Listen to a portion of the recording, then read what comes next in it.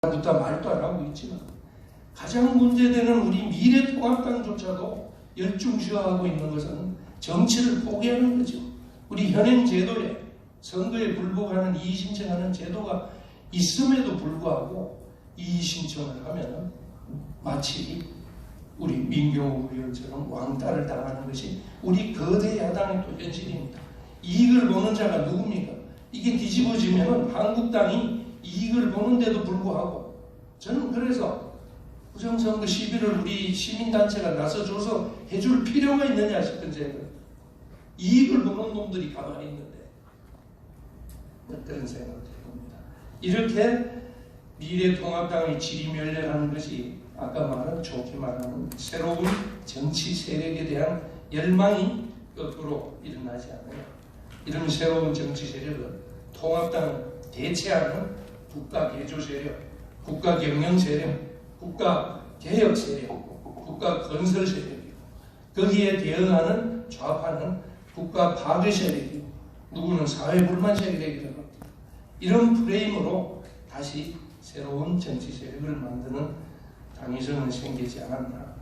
그래서 자유우파 정치 지형을 개편할 때는 그동안 한국당을 중심으로 있었던 장차관 고위공직자 출신, 판검사, 교수 등 명망가 출신들이 인생 이모작하는 정치를 배경으로 기득권 자산가들이 노후 관리를 위해서 비례대표를 하나 따서 인생 이모작하는 이걸 탈피하는데 오히려 제3 정치 세력이 나선다면 국민들도 이해해 주지 않을까 싶습니다. 저도 당연히 판검사 출신이고 교수 출신이니까 저도 사양을 해야 될 것 같습니다. 여하튼 평가와 원인 분석을 함께 간단히 말하면 공천 실패 자세히 말씀 안 드리겠습니다. 광화문 세력은 아예 배제를 해놓은 하셨죠. 공천 실패와 물갈이 인적 쇄신론은 말씀드리겠습니다만 자세한 것은 자료에 있습니다. 특징은 결과적으로 미래통합당 물갈이 폭이 역대 어느 때보다 최고로 많았습니다. 심지어 민주당보다 훨씬 더블로 많았음에도 불구하고 물갈이 폭이 인적 쇄신이 많았음에도 불구하고 선거에는 실패했다. 물갈이가 다가 아니라는 거꾸로 물갈이 비율이 거의 2배에 이르렀는데 민주당에 비해서 그 프레임에 끼어서 오히려 될 수 있는 사람들 낙선되고 엉뚱한 데다가 무원칙적인 하향식 공천의 희생자가 되었죠. 무연고 지역에다가 뭐 전략 공천을 한다든가 막 김영호 공관위원장은 책임이 클 것 같습니다. 뭐 품위 있는 물갈이 실패 또 과거에 물갈이 총선 성공사를 한 3번 정도 있었습니다. 자료에 적었으니까 참고해 주시기 바랍니다. 그리고 전쟁 중에는 장수를 바꾸지 않는다는 신화에 답서 어떤 분이 우리 지는 것은 당연하다. 전쟁 다시 말해서 코로나 저는 중국 폐렴이라고 하겠습니다만 중국 폐렴이 있는데 대통령 정권을 바꾸면 안 된다. 대통령뿐만 아니라 정권을 한 여당도 바꾸면 안 된다. 예를 들어서 2차 대전 당시 소아마비 대통령으로 유명한 프랭클린 루즈벨트 대통령이 사선을 했지요. 다시 말해서 전쟁 중이었습니다. 2차 대전 중에 3선, 4선을 전쟁 중에 했습니다. 물론 4선이 되자마자 이분이 뇌졸중으로 사망하는 일이 있었죠. 그 바람에 트루먼이 되기도 했습니다만 그래서 가능하면 뭐 그 당시 병약한 게 드러났지만은 전쟁 중이라서 사선까지 시켜준 걸로 봐서 우리가 그냥 위로하는 차원에서 그런 것을 이야기합니다. 또 아까 어느 분이 말씀하신 것처럼 문 정권이 선거 개입이 어느 때보다 심각했다. 금권 부정 선거죠. 아까 포퓰리즘이라고 합니다만 우리 선거법에 공직자는 대통령을 포함합니다. 서울시장도 포함합니다. 공직자는 선거에 영향을 미치는 행위를 금지하게 되어 있습니다. 처벌 규정도 있습니다. 아마 그래서 대통령 이하 관련자들은 전부 지금 선거법 위반으로 우리 시민단체에서 고발해놓고 있는 걸로 알고 있습니다. 뭐 당연히 100만 원씩 주는 거, 뭐 40만 원 주는 거 자료에 다 적었습니다. 거기에 대해서 우리 미래통합당이나 황 대표 경우에 이제 총체적인 대응 실패 자세한 것을 말씀드리지 않겠습니다. 그리고 또 빠뜨릴 수 없는 것은 막말, 아까 우리 옆에 김대호 소장님도 계십니다만 저는 그 프레임이라고 봅니다. 막말이 아니다. 막말 프레임에 굴복한 거대 야당의 지도부. 이렇게 되면 앞으로도 걱정입니다. 앞으로도 막말 프레임을 우리가 벗어나지 못하면 생각해보세요. 5.18이 있지요. 제주 4.3 사건이 있죠. 세월호가 있죠. 이게 성역화되면 막말이라고 프레임은 씌워질 위험성이 어디에 있습니까? 바로 우리 자유우파 우리한테 있지요.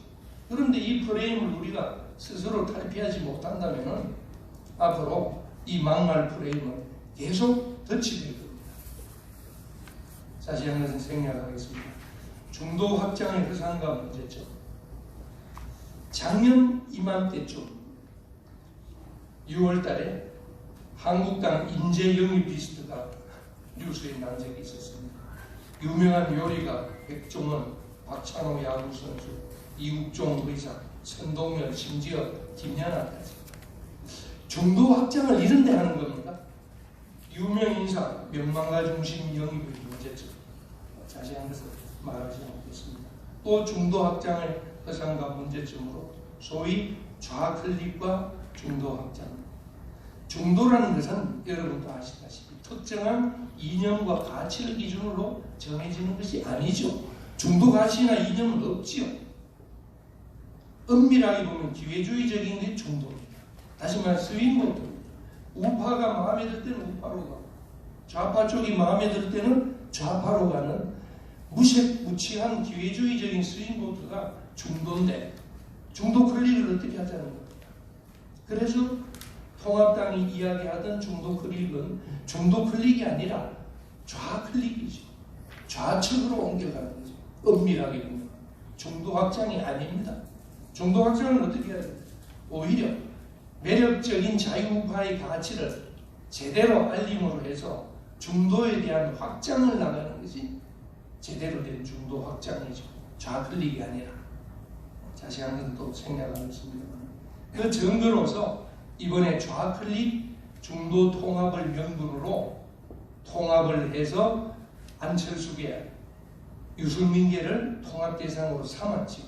그렇지만 안철수계는 지역구에서 전멸했습니다. 소위 중도 확장이 전멸로 나타났습니다. 유승민계도 최소한 수도권에는 거의 전멸했습니다. 몇 명이 당선된 것은 TK라서 당선된 거지. 예를 들어서 우리 부산에 있던 몇 사람 하태경인가요? 예를 들어서 그런 양반이 주호영 씨도 좋습니다. 서울에서 출마했으면 당선됐을까요? TK니까 당선된 거지. 중도 확장이라고 해서 좌클릭해서 당선된 건 절대 아니다라는 것을 명심해 주시기 바랍니다. 그리고 젊은이 여성 인재, 2030 여성은 차치하고 2030 청년 정치도 저는 환상이라고 합니다. 2030이면 이제 군대 갔다 와서 대학은 마치고 이제 기업체 들어가면 대리 되고 과장 될까 말까 한 나이에 그런 허상을 쫓아다니면서 청년 정치라고 내세우는 것도 우리는 엄밀히 들여다봐야 될 것 같습니다. 차라리 두 가지 청년에 대한 선택지는 당에서 차근차근 훈련을 받고 공정하는 것. 그리고 아예 우리 이준석 최고위원처럼 바깥에서 화려한 스펙을 받아서 쌓은 다음에 공천 영입을 하는 그런 경우는 애프터 서비스 그 뒤에 낙천 뒤에 케어가 안 되니까 저는 사실 이준석 최고위원 볼 때마다 불쌍한 생각이 먼저 들어요. 하버드 대학까지 나와서 지금 뭐 하는 꼴이냐. 거의 텔레비전 탤런트 같은 이런 역할밖에 못하고 있는 거예요. 다시 말해서 청년 정치에 대한 환상, 다시 말해서 훈련을 받지 않은 청년들은 우리 자유우파에서 어떻게 할 것인가 좀 냉철히 봐야 되지 않느냐. 다시 말해서 직업 정치인을 기를 때 저는 차라리 이런 친구들은 기초, 광역, 자치단체부터 출발을 시키면서 정치학습을 시키는 것이 우리 앞으로 우파가 해야 될 일이 아닌가. 맞습니다. 기껏 20대, 30대를 국회에 내세워서 떨어뜨리고 나면 내팽개쳐버리는 일회용 소모품을 하는 것보다 지역에서부터 차근차근 하는 것도 앞으로 우리가 해야 될 일이 아닌가. 그런 생각이 듭니다. 그 다음, 시간 관계상 빨리빨리 진행을 하겠습니다. 자유우파 가치 보고입니다. 새삼스럽게 자유우파 가치를 찾아서 헤매는 것보다 자유우파 본래의 가치를 잘 지키는 것이 저는 오히려 필요하다. 바깥에서 자유우파 찾아봐야 가치 따로 없습니다. 우리가 그동안 발굴해놓은 그대로 최상위적인 가치는 아시다시피 우리 헌법 가치죠. 자유민주주의. 그리고 중요한 것은 국가 정체성을 위한 가치로서 저는 자유우파는 애국심의 가치를 개인적인 가치로 꼭 들고 싶습니다. 지금 우리 좌파 정부는 애국심을 가르치지 않죠. 다시 말해서 좌파는 민족주의 내지 애족주의, 친일파라는 의미도 바로 그거죠. 우리 민족끼리라는 것도 바로 그거죠. 애국심이 아니라 우리끼리라는 애족주의, 족벌주의죠. 북한에 대한 비판을 하고 자유민주주의는 법치주의, 자유와 책임 당연히 다 아는 거죠.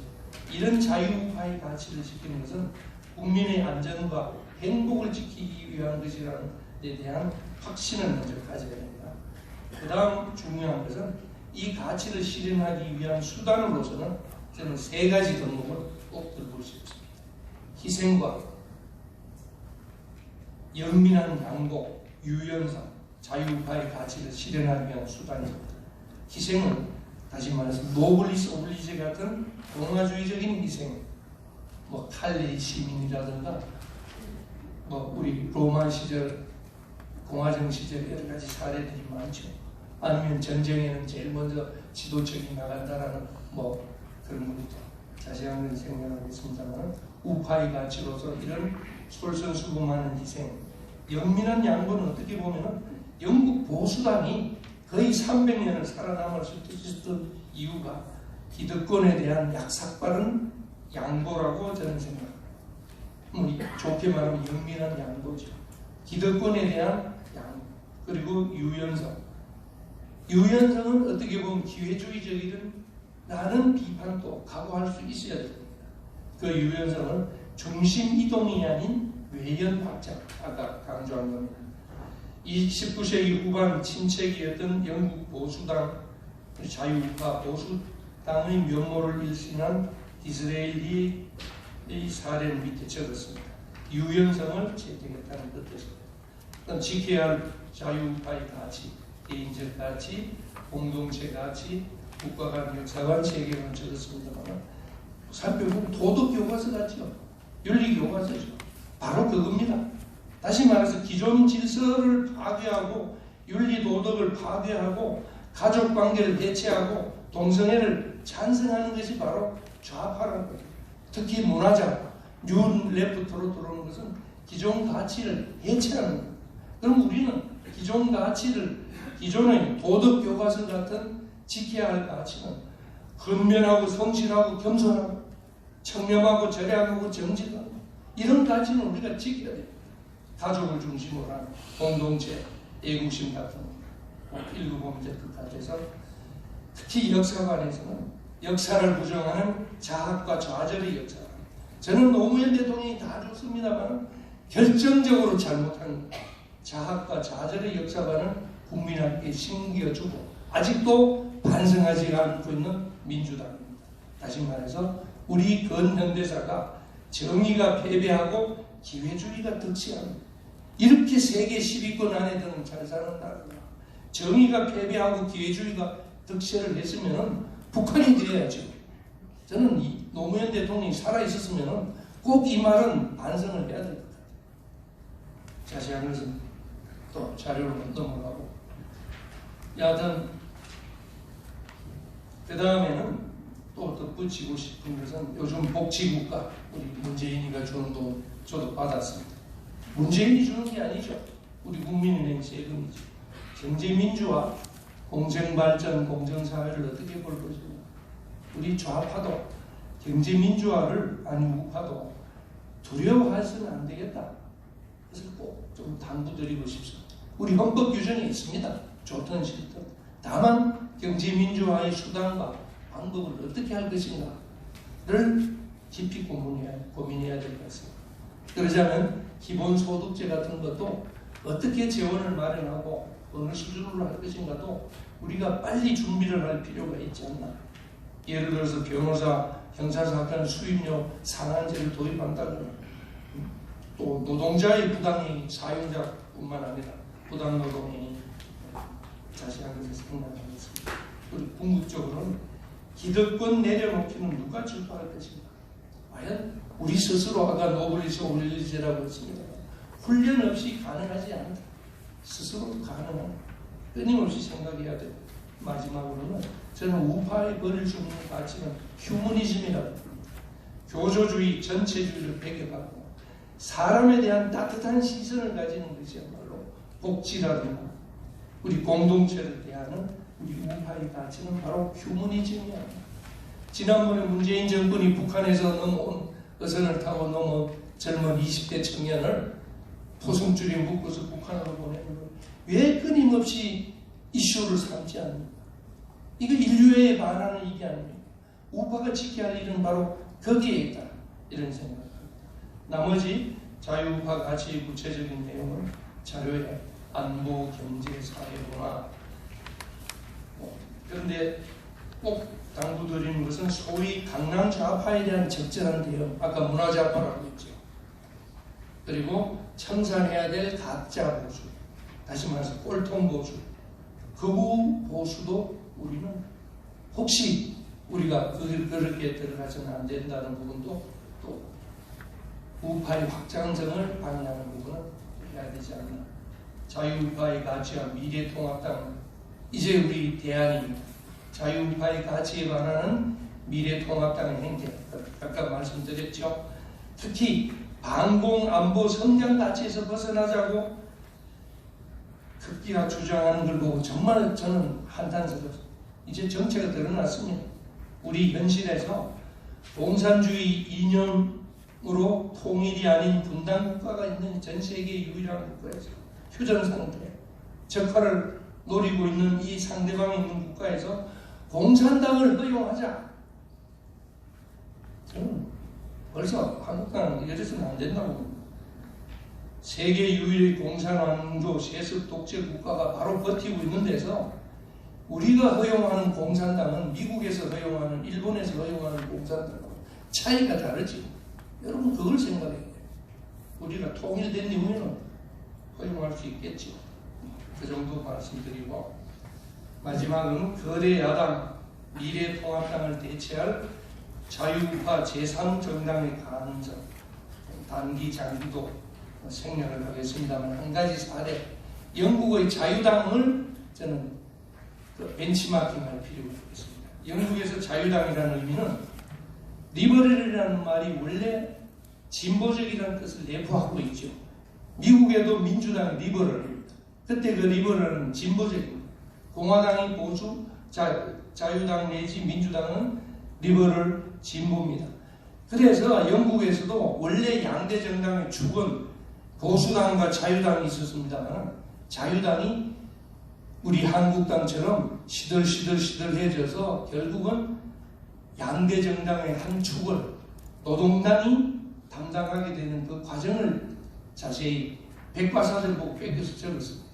이걸 보시면 우리 제3당의 출현 가능성, 물론 장기 전략입니다. 당장 2022년은 불가능할지 몰라도 4년 아니면 5년 아니면 10년이 걸려서라도 장기 전략으로 우리가 영국의 과정을 참조해 주시라고 길게 좀 적어놨습니다. 시간 있는 분은 한번 읽어봐 주시면 좋습니다. 우리는 할 수 있다는 말로 저희 발제를 마치겠습니다. 고맙습니다. 네, 감사합니다. 1분 정도 초과하셨지만 하여튼 이 준비하신 내용이 너무 많은데 책을 참조해 주시기 바라고요. 아주 피를 토하는 마음으로 굉장히 상세하게 잘 준비하신 것 같습니다. 그럼 토론을 조금 1분씩 땡겨서 한 7분 정도로 땡겨서 해주시기 바랍니다. 우리 김경환 박사님 먼저 해주시기 바랍니다. 예, 안녕하십니까. 자유민주시민연합 집행위원장을 맡고 있는 김경환입니다. 마이크를 들리나요? 마이크를 켜라. 마이크를 켜라. 예, 마이크 들리나요? 안 들려요. 마이크 들리나요? 안 들려요.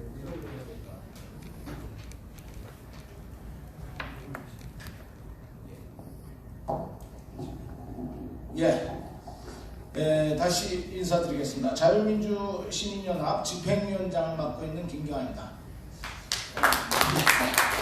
먼저 주최 측을 대신해서 이 바쁘신 가운데에서도 이렇게 귀한 시간을 내주신 그리고 대한민국과 자유와 민주의 가치를 사랑하시는 우리 시민 여러분 진심으로 감사드립니다. 또 이렇게 관심 가지고 촬영에 나서주신 유튜브 방송 관계자 여러분들께도 감사의 말씀을 드립니다. 예, 토론에 들어가겠습니다. 제 토론 자료는 그 자료 나눠드린 자료 22쪽부터 나오는데요. 사실 앞부분은 이제 들어가지 말았어야 될 부분이 들어갔습니다. 이게 선거 직후에 제가 페이스북에 올린 글이라 충분한 그 자료와 정보, 분석을 바탕으로 한 게 아니기 때문에 좀 오류가 있어요. 그래서 26쪽 이하의 자료를 참고해 주시고요. 저는 시간 관계상 핵심 위주로 간단하게 설명을 드리겠습니다. 예, 4.15 총선은 누가 뭐래도 참패입니다. 더불어민주당, 비례당을 포함해서 180석 획득했습니다. 우당들 포함하면 190석이죠. 국회 선진화법에 의해서 위헌적이고 내용상 문제가 많은 법을 저지할 수 있는 선이 60%입니다. 이미 60% 지나갔습니다. 개헌선이 나갔다고요? 천만에 맞습니다. 미래통합당 내 개헌에 동조해 줄 사람은 50%는 됩니다. 지금 대한민국의 헌법적 가치, 자유민주주의와 시장경제 얼마든지 저 사람들 마음대로 뜯어고칠 수 있는 이런 상황이 나왔습니다. 이게 4.15 총선의 결과입니다. 어떤 말로도 이거는 저희 변명을 할 수가 없습니다. 아주 참담한 패배를 겪은 겁니다. 그렇다면 어째서 이런 결과가 나왔나 우리가 분석하고 반성하지 않을 수 없습니다. 그래야만 대안이 나올 수 있겠죠. 자, 4.15 총선이 끝나자마자 하루나 이틀 지나서 조선일보, 경향신문, 주간동화 등 주요 언론에서 아주 발빠르게 그 평가 또 심지어 반성, 대안까지 나옵니다. 그 핵심 내용들을 보면 자료에 나눠드렸지만 주로 거대 야당인 미래통합당의 당 지도부 인사들과 인터뷰한 내용들입니다. 크게 두 가지 이제 의견이 나오는데 하나는 변화론입니다. 변화가 부족했다. 지금 국민의 성향과 의식이 크게 변화했는데 미래통합당을 비롯한 야권이 그 변화의 흐름을 따라가지 못했기 때문에 실패한 것이다. 따라서 이제 야당도 바뀌어야 된다. 근데 어떤 방향으로 바뀌어야 되느냐? 결국은 중도적으로, 중도 좌파적으로 소위 말하는 PC 리버럴에 가깝게 바뀌어져야 된다. 길거리에서 투쟁하던 태극기 세력으로 대변되는 아스팔트 세력들의 주장들은 극우적인 주장이니까 그쪽은 버리고 더 중도적으로 가야 된다. 이게 이제 그 사람들의 평가와 대안입니다. 두 번째는 통합론입니다. 통합이 철저하지 못해서 졌다. 이 통합이 좀 철저하게 이루어졌으면 우리가 이겼을 것이다 라는 얘기입니다. 근데 이 사람들이 말하는 통합은 또 중도 통합입니다.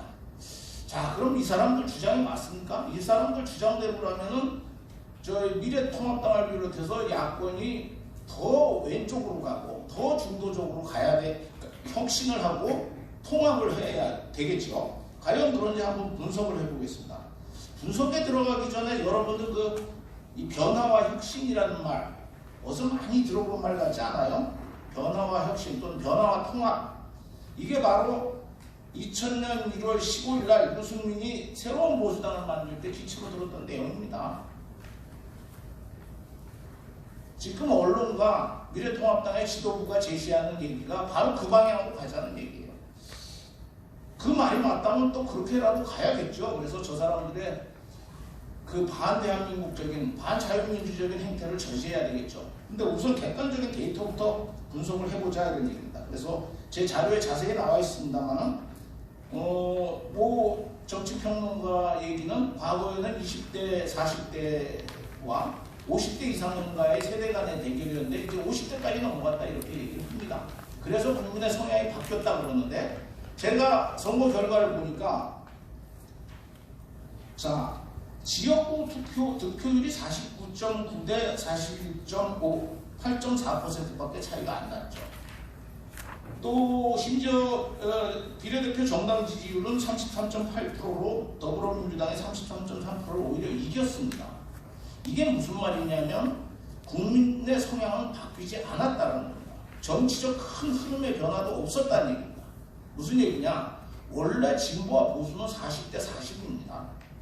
그러면 선거란 무엇이냐? 가운데 있는 아직 결정하지 않은 소위 말하는 중도라는 20%를 공략하는 게 선거입니다. 자, 더불어민주당 40%대 얻어갔어요. 자, 미래통합당 40% 얻어갔습니다. 자기네들이 얻을 건 다 얻어가는 겁니다. 그럼 어디서 실패한 거냐? 중도층 공략에 실패한 게 맞죠. 그런데 이 중도층이라는 게요, 알고 보면은 20%가 아닙니다.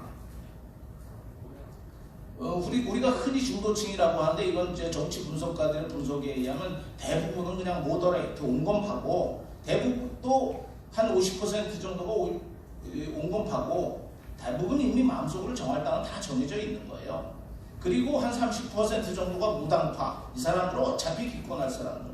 그리고 20%는 아직 정보가 부족해서 결정을 못한 겁니다. 실질적인 스윙 보터들은 불과 3, 4%에 불과한 거예요. 그것만 제대로 가져왔어도 5%만 더 가져왔어도 승리할 수 있었던 선거였다 이런 얘기입니다. 따라서 국민의 정치적 의식이 바뀌었기 때문에 정치 환경이 바뀌었기 때문에 중도 클릭, 좌클릭 해야 된다라는 주장은 맞지가 않습니다. 두 번째, 그럼 통합에 실패해서 선거에 패한 것이냐? 아니지 않습니까? 통합하지 않았습니까? 박형준이 중심에서 통추위 만들었고 심지어 김종인이 영입해서 선대위원장 시키지 않았습니까? 중도 통합 다 일으킨 겁니다. 그런데도 실패한 겁니다. 따라서 변화와 중도 통합을 못했기 때문에 실패한 건 아니라는 얘기입니다. 만약에 통합을 못해서 실패했다면 그거는 중도 통합을 못했기 때문이 아니죠. 중도 통합 이미 다 했습니다.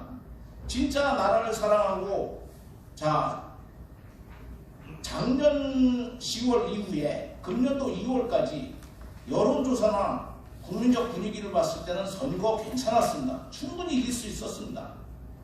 그 분위기 누가 만들었습니까? 거대 야당인 미래통합당이 만들었습니까? 미래통합당 하나도 없죠.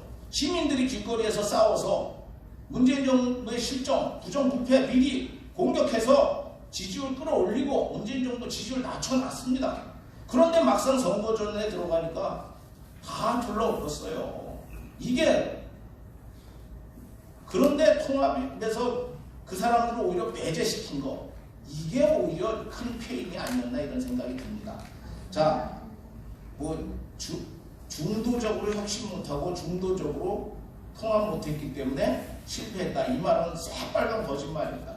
이건 지금 주류 언론들과 거대 야당을 장악하고 있는 기성 정치인들이 만들어내고 있는 사기극입니다. 속아서는 절대 안 됩니다.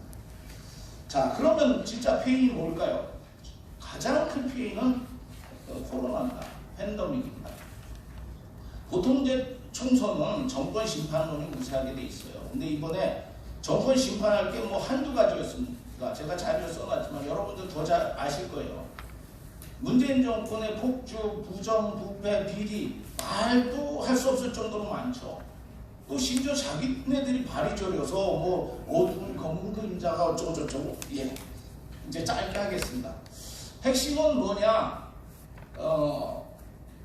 결국은 선거를 잘못했기 때문에 진 겁니다. 자, 코로나라는 요소는 우연적 요소예요. 선거에서 이런 우연적 요소는 언제나 발생합니다. 그렇다면 그거를 잘 관리해 나가야 되는 게 바로 당 지도부와 선대위원장 등 선거 책임자들이에요. 결국 이 사람들이 잘못해서 진 겁니다. 뭐 여러 가지 제가 했지만은 당 지도부가 또는 마크 실세들이 국민들로부터 불신을 받고 심지어 혐오감까지 빚어내고 있다는 거, 선거 전략 굉장히 잘못됐죠. 공천 엉망진창이었죠. 43% 혁신 안 한 거 아닙니다. 43% 물갈이 했어요. 40% 이상 물갈이하면 항상 이긴다고 그랬는데 참패를 했어요. 왜냐? 사익이 개입된 사천 막장 공천이었기 때문이에요. 이런 건 결국 누가 책임을 져야 됩니까? 당 지도부와 선거 책임자들이 책임을 져야 됩니다. 근데 지금 어떻게 가고 있습니까? 소위 혁신과 통합 방향으로 가야 한다면서 바로 책임을 져야 될 사람들이 전면에 등장해서 저희 거대 야당을 장악했습니다. 김종인 비대위원회 체제가 바로 이 체제, 이 방향으로 가겠다는 겁니다. 진정한 통합을 이루어야 되는데 태국의 에르세로를 배제하고 중도 좌파적으로 유승민이 말하는 새로운 보수당 가치를 따라가겠다는 겁니다. 이 국가적 위기라고 하지 않을 수 없습니다. 네, 결론만 말씀드리겠습니다. 결론은 우리가 이제 앞으로 이제 미래 세대를 끌어들일 수 있는 미래 비전과 정책을 제시해야 되고요.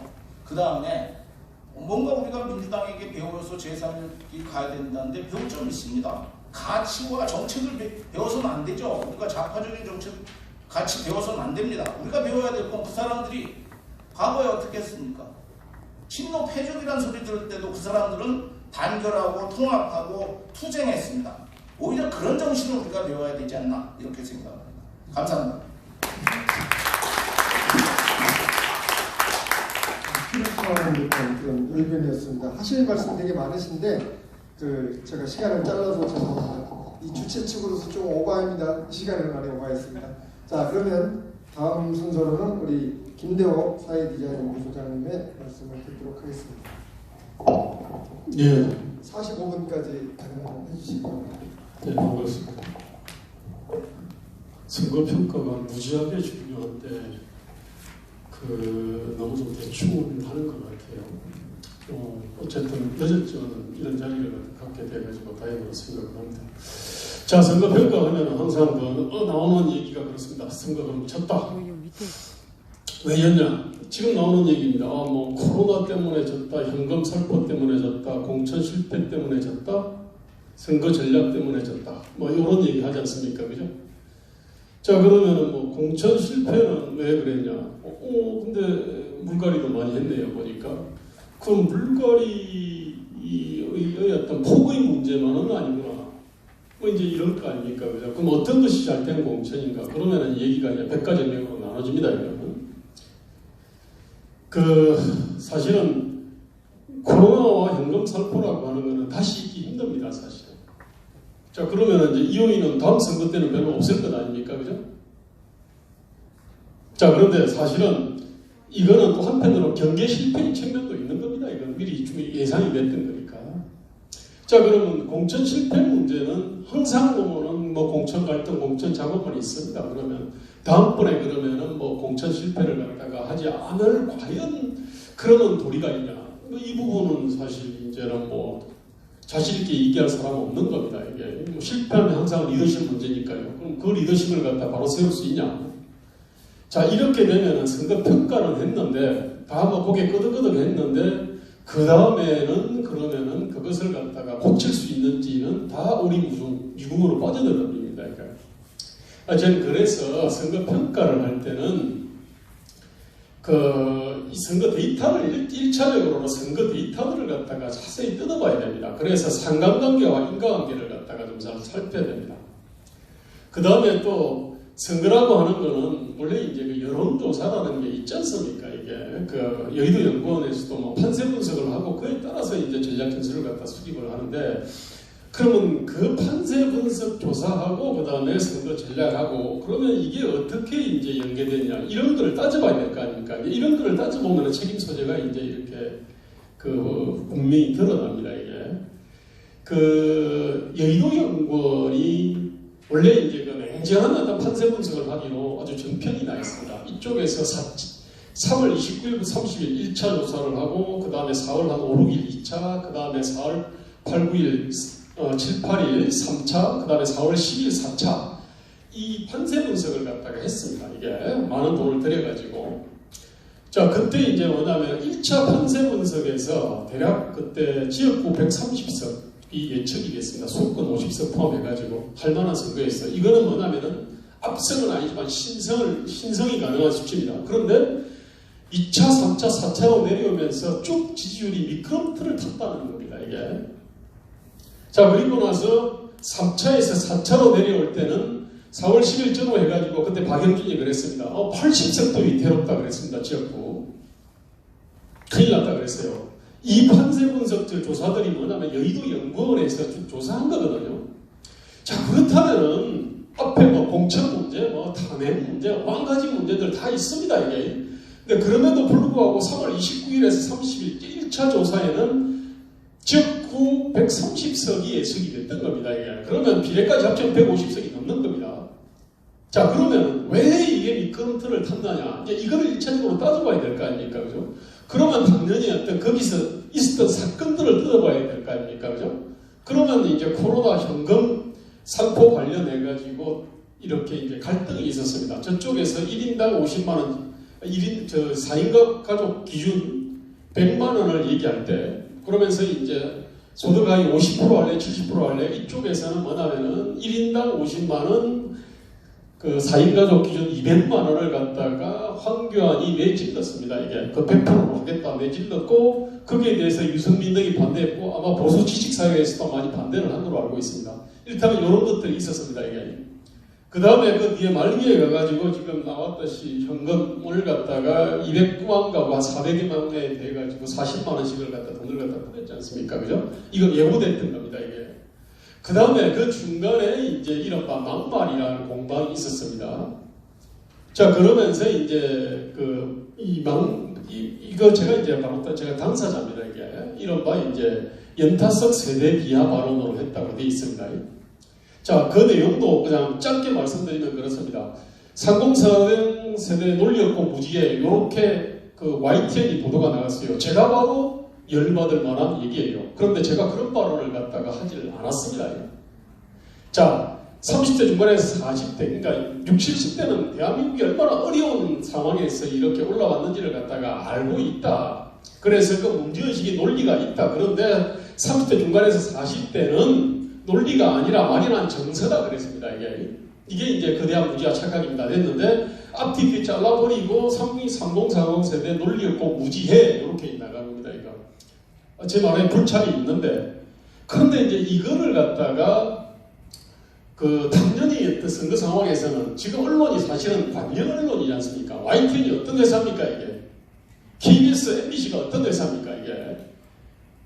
게다가 어떤 종편들도 사실은 다 목줄이 이제 좀 일어각권에 의해서 목줄이 젖어 있는 상태입니다. 이게. 그러면 관영 언론이 선거 시기에는 항상 이렇게 선거 그 정책 실패의 책임을 갖다가 제가 보도하기 좋은 게 막말 시기 아닙니까? 그러면 막말 시기는 충분히 예상됐는데 일단 이렇게 걸었는데 문제는 두 번째 건데 그게 뭐냐면은 그 나이 들면 장애인이 다 된다. 그래서 장애인 체육관을 지을 때는 나이 든 사람들을 의식을 해서 다 같이 설 수 있게 지어야 된다. 요겁니다. 이거는 엄밀히 말하면 노인 배려 발언인데 이걸 갖다 노인 평화 발언으로 이제 이걸 했는데 이 역시도 YTN이 사실은 주도를 한 겁니다. 이게. 그런데 문제는 뭐냐면은 이것을 진위도 알아보지도 않고 실도 치지도 않고 해명을 갖다가 그 다음에 이걸 로컬 이슈로도 막지를 않았습니다. 자 그러면서 이걸 갖다가 덜컥 제명을 하겠다고 하니까 아니 이제 이쪽에서는 이제 그러면은 뭐 막말 찾아내기 쉽지 않습니까? 뭐 차명진 막말, 주동식 막말, 황교안 막말, 아무개 막말 뭐 이렇게 된 겁니다 이게. 그러면서 정권 심판 프레임이 막말 심판 프레임으로 바뀌어버린 겁니다 이게. 자 그러면서 이제 엄청나게 이제 이게 타격을 입은 겁니다. 그러니까 제 얘기는 엄밀하게 조사를 해보면은 이거는 그 김종인과 황교안으로 대표되는 선대위원장들의 그 선대위의 실패인 측면이 있습니다. 그런데 이거를 갖다 가장 엄밀하게 문제를 제기하고 있는 바로 여의도 연구원을 해체하겠다는 나옵니다. 이게 선거를 갖다가 제대로 평가를 안 하니까 말입니다. 책임자 책임자들이 돌아서가지고 자기한테 가장 아픈 얘기를 갖다가 할 수 있는 그 집단 자체를 없애버리려고 지금 그러고 있는 겁니다, 이게. 자, 제 얘기의 핵심은요, 선거평가 잘해야 된다는 거고, 선거 데이터로 오늘 엄밀히 잘 따져봐야 된다는 이야기인데, 제가 볼 때 가장 중요한 게 뭐냐면요, 선거에서 가장 상관관계 높은 게 얼굴 잘생긴 사람 됐나? 아닙니다. 운동 잘하는 사람 됐냐? 아닙니다. 정책 공작 본 사람 됐냐? 아닙니다. 선거에서 가장 결정적인 변수는 정당 득표율인데, 정당 득표율은 보수 오당합하고 진보 오당합을 다 대부분 됩니다. 보수 오당합이 뭐냐? 미래한국당, 그 다음에 우리공화당, 친박신당, 그 다음에 기독자의 통일당, 그 다음에 국민의당입니다. 이 합쳐놓으면 44대 52 구도입니다, 이게. 전국적으로 봐도 전 지역구를 뜯어봐도요, 이게 뭐냐? 밭의 상태를 얘기하는데, 나쁜 밭에서 당선된 사람은 단 한 사람도 없습니다. 결국 뭐냐면, 좋은 밭에 꽂힌 사람들만 당선됐다는 얘기가 83년 외래가 하나도 없습니다, 이게. 자, 그 얘기는 다른 한편으로는, 그러면은 밭을 좁게 해야 된다, 이런 겁니다, 이게.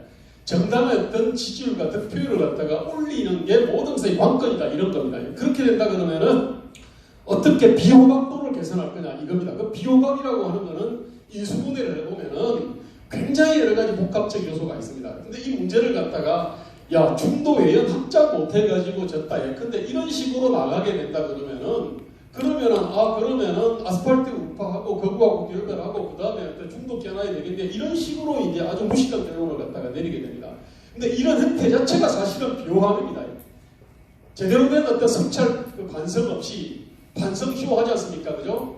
익숙한 과거와 결별을 했습니다. 이런 것들이 뭐냐면 바로 이때 비호감 요소입니다. 이게 선거에 대해서 패배의 책임자를 갖다가 다시 한번 또 올리는 것도 역시 비호감입니다. 스스로 자각 노력도 자각 능력도 없는 집단임을 전면하는 것도 비호감용입니다. 제 얘기는 핵심은 어떻게 하면은 우리 정당들의 비호감도를 갖다가 이렇게 낮출 거냐 이런 거고요. 그와 관련돼서 여러 가지 솔루션들이 있습니다. 결론적으로 정당 득표율을 갖다가 좀 보고 냉정하게 판단해 보면은 지금이 44대 52 구도인데 지금 현재 보수 오당 합은 사실은 최저까지 내려와 있는 겁니다.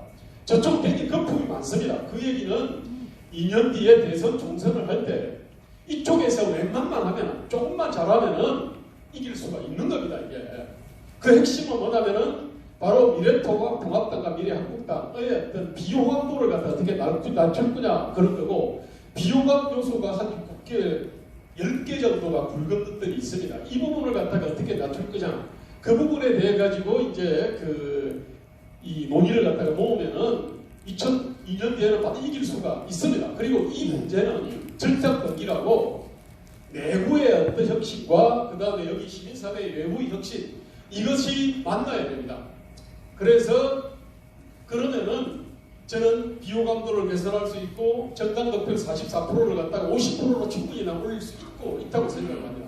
그러면은 2022년에는 모든 묻는 결과를 처리할 수 있다 이렇게 생각합니다. 감사합니다. 네. 시간은 좀 초과됐지만 모든 분들이 다 동의하시지 않을까 생각합니다. 자, 그러면 우리 다음 순서는 우리 주동식 대표님 자리를 바꾸시네요. 역시 순발력이 대단하십니다. 이제 마이크가 하나가 안 되니까 자리를 바꾸셨으면 좋습니다. 자, 그러면 우리 주동식 대표님의 말씀을 듣도록 하는데 원래 45분부터 시작했어야 되는데 57분까지 짧게 부탁드립니다. 짧고 압축적으로 세게.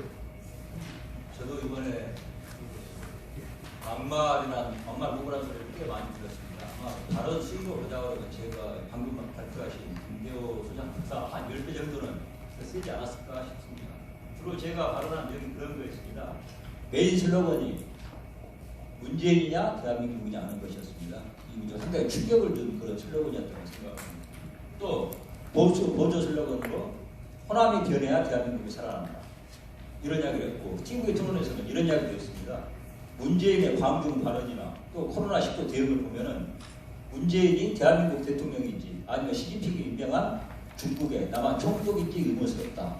이런 발언을 했습니다. 근데 이제 주로 언론이 많이 문제 삼은 것은 제가 이 5.18에 대해서 좀 그 이야기를 했어요.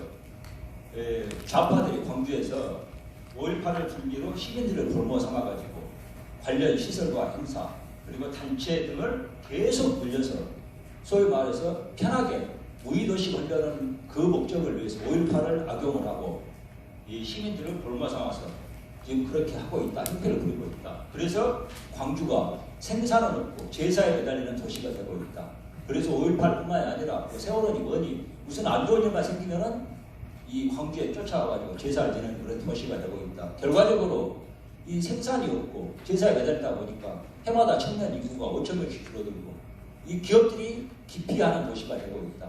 지금 제가 그런 이야기를 했습니다. 이걸 가지고 이제 저한테 막말이라고 그랬는데 이제 제가 이게 막말이라고 그랬습니다만은 사실 제가 이게 저에 대해서 온갖 욕을 하는 네이버 댓글들 한번 좀 봐봤어요. 제 막말이라고 보도한 기사들 댓글을 그냥 봐봤는데 제목만 보면은 거의 때려 죽일 놈처럼 제목이 나와 있는데 막상 댓글을 보면은 이게 왜 막말이냐 맞는 말 했네 그런 댓글이 한 7대3 정도로 더 많았던 것 같습니다. 저는 뭐 댓글을 다 보진 않았습니다만 댓글을 전문적으로 분석하시는 분이 그렇게 이야기를 해주시더라고요.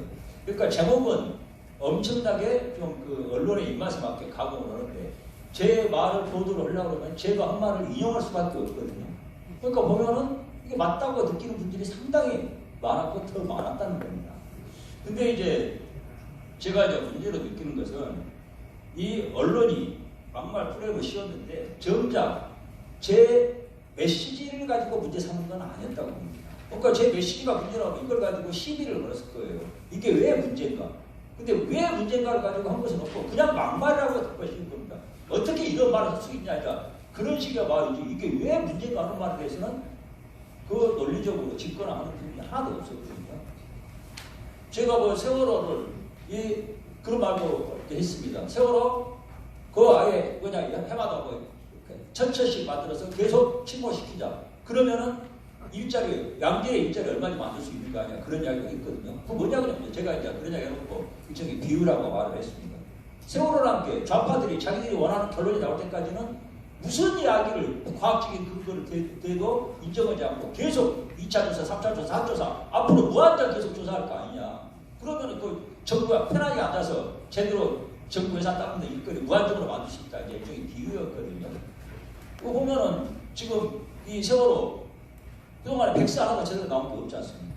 그러니까 그런 부분에서 이야기를 했는데 저는 이 부분에서 우파가 사실은 이제 김 교수장도 피해자입니다만은 좌파가 실은 메시지를 문제 삼은 것도 아니고 그런 데서 메신저, 저를 문제 삼은 게 아니면 그것도 아니에요. 왜냐하면 제가 이런 말씀을 좀 자신 있게 말씀드릴 수 있는 게 제가 제 고향 광주에 대해서 5.18에 대해서 비판했던 건 제가 그동안 누구 못지않게 호남 혐오나 이것에 대해서 싸워왔던 사람이거든요. 아시는 분은 아실 겁니다.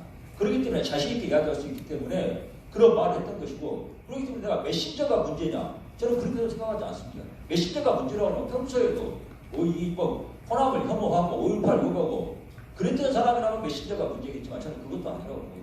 결국 이 사람들이 문제 삼는 건 메시지가 아니라 그 이미지 덮어 씌우기 그것에 지금 매달 그 좌파가 이걸 무기를 하고 있고 메시지냐 이미지냐 하는 게 굉장히 지금 중요한 관건이라고 봅니다.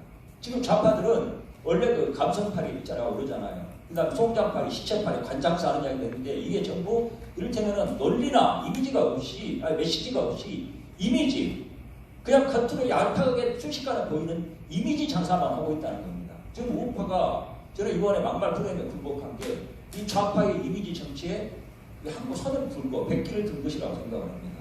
그래서 저는 우파가 이번에 지금 방금도 이야기 나왔습니다만 좌클릭하는 것이 우리의 그 어떤 혁신의 방향이냐 저도 그렇게 보지 않습니다. 이건 방향을 잘못 잡은 거라고 생각해요.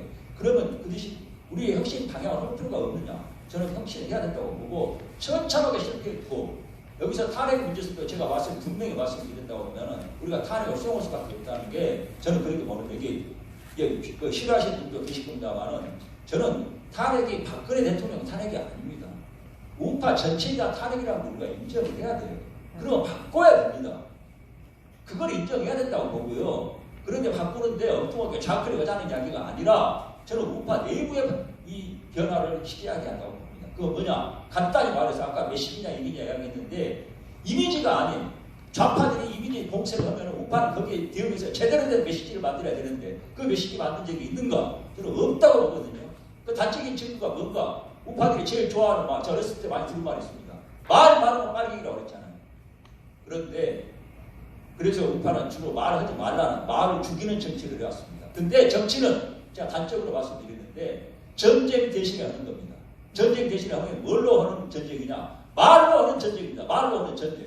말로 적을 이겨야 돼요. 그런데 우파가 말을 제대로 만든 적이 있었는가? 저는 없다고 봅니다. 그러면 어떻게 말을 만들어야 되는가? 정당 내에서 말이 유통되고 그 말로 만들어진 컨텐츠가 유통돼가지고 컨텐츠가 유통돼서 그 결과로 리더십이 만들어져야 됩니다. 지금 대한민국 우파의 핵심, 위기의 핵심은 리더십 창출에 계속 실패하고 있다는 겁니다. 말을 통해서 그 콘텐츠를 가지고 승부를 해서 이긴 사람이 리더십이 돼야 됩니다. 우파가 그거 안 하고 있거든요. 그걸 하는 걸 해야 되려고 그러면 저는 진성당원 만들어야 되고 제대로 당비 내고 한 달에 당비 1,000원, 2,000원 이거 안 되니 당비 10,000원 이상 내고 교육받고 이분들에게 공천권을 줘야 된다고 생각합니다. 해마다 선거 때마다 무슨 공천 잡고 난리 부르스를 치는데 진성당원에게 공천권 돌려주고 이분들을 통해서 이분들에게 컨텐츠를 가지고 승부하는 사람이 이길 때 저는 우파 정당 내에서 제대로 된 리더십을 만들어주고 우파의 이 위기를 벗어날 수 있다고 생각합니다. 감사합니다.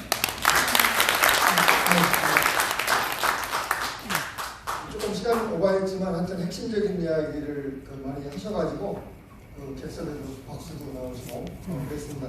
그 다음 순서로는 이제 또 이 객석에서 질문도 받고 해야 되지만 저기 이 장소 시간 사정 때문에 바로 제2주제로 돌아가고 4시 5분까지 좀 쉬었다가 화장실에도 갔다 오고 좀 쉬었다가 4시 5분부터 제2주제를 시작하는 것으로 하겠습니다. 그리고 참 질문사항이 있으신 분들은 여기 이 앞에서 메모지를 하나 구하셔가지고 써서 주시면 나중에 그 종합적으로 질의응답하는 시간을 갖도록 하겠습니다. 자, 수고하셨습니다. 4시 5분부터 제2주제를 시작하도록 하겠습니다.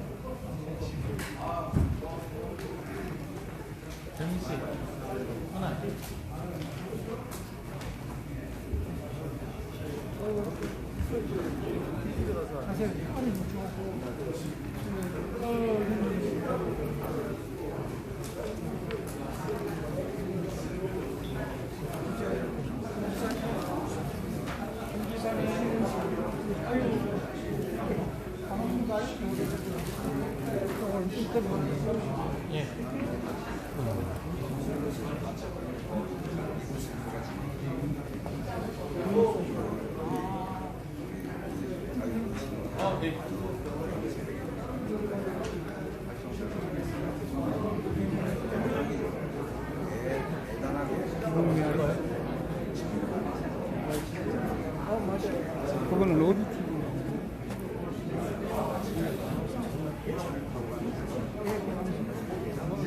주제 토론했습니까? 없습니다. 내 가방이 여기 있었는데. 예. 가방이 여기 있었는데 어디 갔어?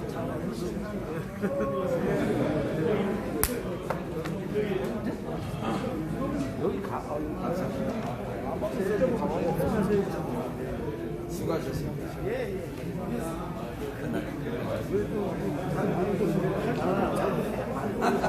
진짜 나가고 싶은 거 못했어.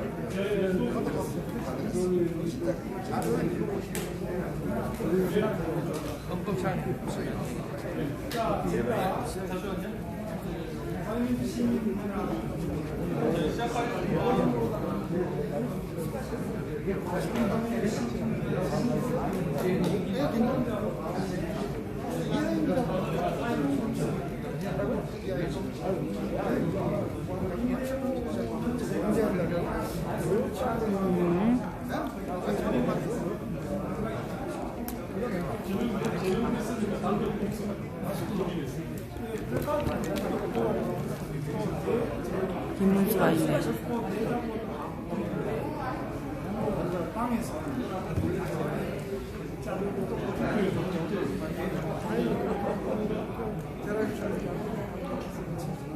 지금 됐어요.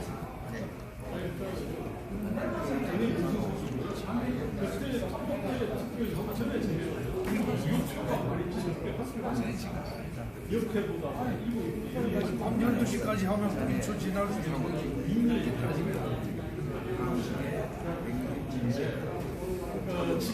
그래서 이거 하죠. 12시가 0시지. 그 12시가 0시죠. 잘 지내셨습니까? 하실 텐데.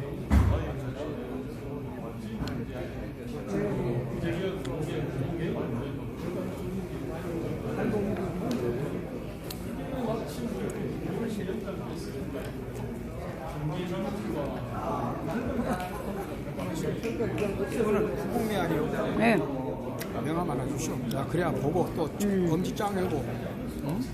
우리 훌륭하시네.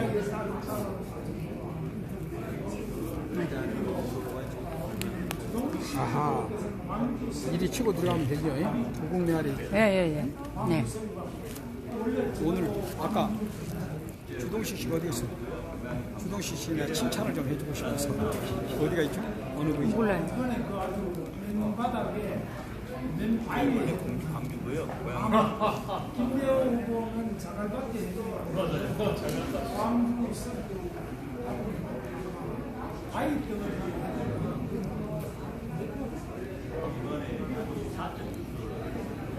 여기 어디 방송이에요? 왜요? 아니 얼굴 많이 봤던 것 같아요. 어저께도. 어쩐지. 얼굴 많이 본 얼굴이요. 네, 사람들이 기억력이 없어서 큰일이에요. 어제 왔잖아요. 같이. 네, 어떻게도 와요. 그러니까 어제도 봤어요. 근데 어떤 TV인지는 몰라가지고 사람이 바뀌었어요. 그 전에 다른 사람이 있잖아요. 네, 딴 사람 했었는데 바뀌었어요. 맞아요.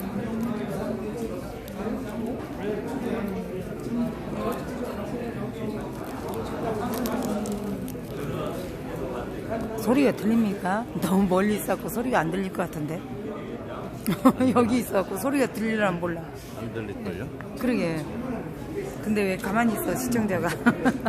소리 안 들린다고 얘기를 해줘야지. 저쪽이 앞으로 가야지. 네. 84년의 미래통합 소리가 안 들릴 것 같아요 지금. 국회의원 당선자들이 국회의원 당선시켜줬는데 어떻게 자기들 참백해 만든 선대위원장 김종인 그것도 나이 80이 넘은 사람을 어떻게 비대위원장 모시냐. 자기들이 하겠다. 나요 나. 이렇게 해야 정상 아니에요. 이제 저는 이제 제가 반대한다는 의견도 분명히 그렇겠지만 이미 이제 당의 한 소속 의원으로서 이미 결정된 대해서는 수긍을 해야 된다고 보고 또 어쨌든 불안한 외교 정치가 김정일 비대위 체제가 성공하고 당의 어떤 힘을 수 있도록 나름대로는 한번 노력을 하고 생각하고 있습니다. 그 과정에서 물론 잘못된 부분이 있으면 지적으로 벗어날 수 있도록 노력하겠습니다.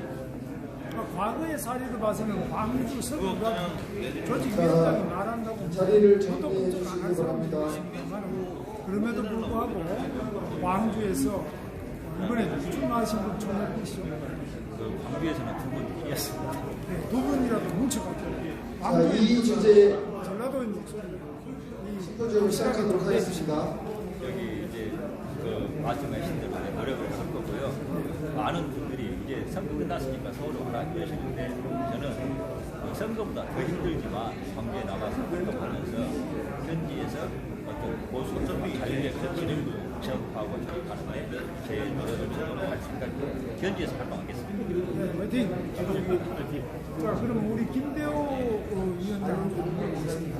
사회디자인연구소 지금 앞에 하려는 기본소득제인데 지금 김종인 비대위원장이 기본소득제를 준비하고 있는 것 같아요. 만지작거리는 거는 같고요. 근데 일단은 직접 언급하지는 않았습니다만, 근데 이분이 원래 이제 경제. 자, 2부 인사를 시작하도록 하겠습니다. 독일 얘기 하시잖아요. 이거 제가 볼 때 상당히 낡은 레퍼토리입니다. 그래서 이분이 지적 진화가 멈췄구나. 386들이 화석화되어 있는 것처럼 우리 김용인 글씨도 좀 상당히 화석화되어 있다는 것을 좀 느끼는데요. 일단 그거는 말을 갖다가 펼쳐놔야 제가 이제 판단할 수 있을 것 같습니다. 바로 김종인 비대위 그리고 기본소득 등 여러 가지 현안에 대해서 참신하고 새로운 김대호 우리 박사님과 김대호 소장님과 사회지장님 교수님과 따로 모시고 있습니다. 네, 감사합니다. 예. 우리 주동식 광주 서울갑 프로젝트 그리고 관악갑에서 애석하게 마지막에 꿈을 접으셨던 김대호 두 분 다 씩씩하게 우리 대한민국 절망하는 국민들을 희망으로 이끌어 주십시오. 네, 감사합니다. 화이팅! 화이팅! 네.